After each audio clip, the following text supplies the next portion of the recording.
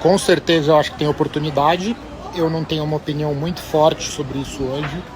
Já tive uma opinião mais forte no passado, mas eu acredito que é um modelo que possa fazer sentido sim. Eu vou elaborar um pouquinho nessa resposta. Quando você fala em analista autônomo, no meu entendimento, você está quase que automaticamente se referindo ao sell side, né? Que é aquele cara que não está apostando o dinheiro da empresa que ele trabalha. Eu estou usando a palavra apostando aqui só para ilustrar. É uma aposta calculada, né? Quando você procura gerenciar o risco. Mas quando você está no sell side, você não está apostando o dinheiro do lugar onde você trabalha ou o seu. Você está dando opinião para que os outros o façam, sejam pessoas físicas, mas em geral investidores institucionais, fundos de investimento e outros investidores institucionais. Então o que acontece? Quando você está no sell side, aí sim que você fala em analistas autônomos. E aí só dando um passo atrás aqui, relembrando, que o analista sell-side tradicionalmente ele é empregado numa corretora, seja uma corretora independente, seja uma corretora ligada a grandes bancos. Por quê? E quem paga o salário dele? Quando esse analista ele escreve um relatório, etc., o cliente dele não paga por esse relatório. Ele não gera receita direta para a corretora que ele trabalha. Ele simplesmente está adicionando valor para o cliente.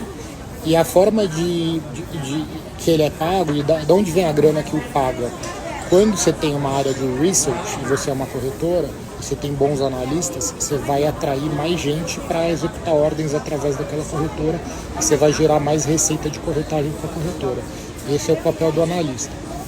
Por que eu estou falando isso? Estou falando isso porque a forma e o termo em inglês para você definir esse tipo de remuneração e essa forma de transacionar chama soft dollar, que é o seguinte: quando eu estou num fundo de investimento e eu vou operar e eu sou cliente da corretora, portanto eu recebo o serviço do cliente sell side, do analista sell side que trabalha naquela corretora, eu estou operando lá, logo eu estou gerando receita de corretagem para aquilo, e de uma forma indireta eu estou pagando o analista que trabalha lá, que me fez um bom serviço. Só que eu não estou pagando diretamente. Eu não estou pagando pelo relatório que ele escreveu ou pela opinião que ele deu de uma maneira direta.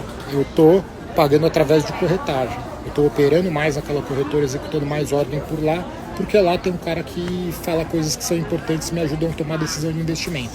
Conectando com a sua pergunta, porque com a pergunta que foi feita aqui, se faz sentido você ter analistas autônomos, esse tipo de remuneração que no mundo inteiro funciona assim, você está tendo uma mudança regulatória nos Estados Unidos e na Europa, que é o MiFID, que vai fazer com que essa relação mude, porque você não vai mais poder fazer esse tipo de soft dollar que eu mencionei. Eu digo assim, a indústria vai ter que operar de uma maneira que, se eu trabalho num fundo e eu quero comprar opinião e research de uma corretora do sell side, eu vou ter que pagar em grana diretamente e vou ter que explicar: olha, eu estou gastando esse dinheiro aqui porque o cara ali me deu um relatório que me ajudou a tomar uma decisão de investimento.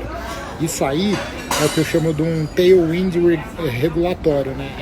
É um vento favorável regulatório aí que pode aumentar a chance de você ter casas de research independentes, como já existem, né? Agora, falando de Brasil, essa mudança não bateu aqui ainda. O mercado aqui, eu acho que nesse sentido está mais atrasado. Eu trabalho no mercado há muito tempo e recentemente, assim, eu vejo, quando eu fui buy side na última vez que eu atuei numa casa como buy side, eu vejo que isso não está acontecendo no Brasil.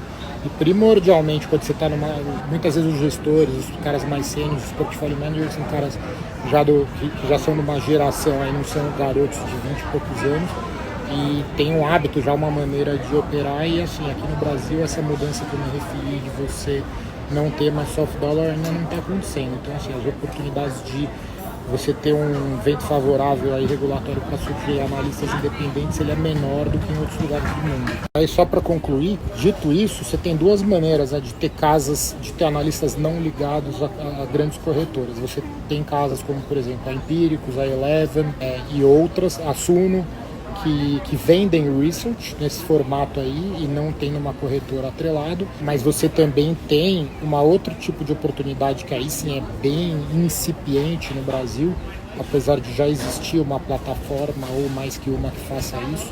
Eu mesmo já quase montei uma dessas, que é você ter uma espécie, aí eu vou fazer uma analogia meio tosca aqui, Você tem um Uber de analista, né?